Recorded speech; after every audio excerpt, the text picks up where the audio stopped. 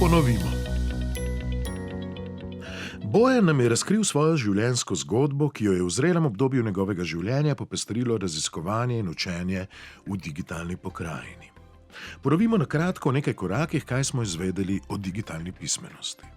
Bojanu in aktivnih posameznikih, ki tehnologijo znajo uporabiti za svoje interese. Če smo digitalno pismeni, se lažje znajdemo v digitalni pokrajini.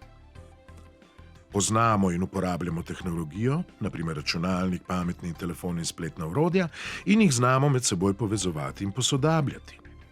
S pomočjo digitalne tehnologije ustvarjamo, iščemo in upravljamo najrazličnejše informacije.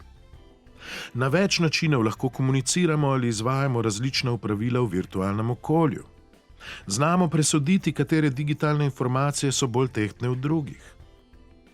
Znamo izbrati pravo pot za dosego cilja in razločimo med resničnim in virtualnim.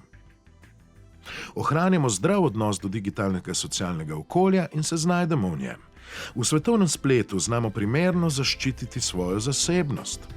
Tako kot Bojan, digitalno tehnologijo znamo izrabiti za večjo kakovost lastnega življenja in življenja drugih.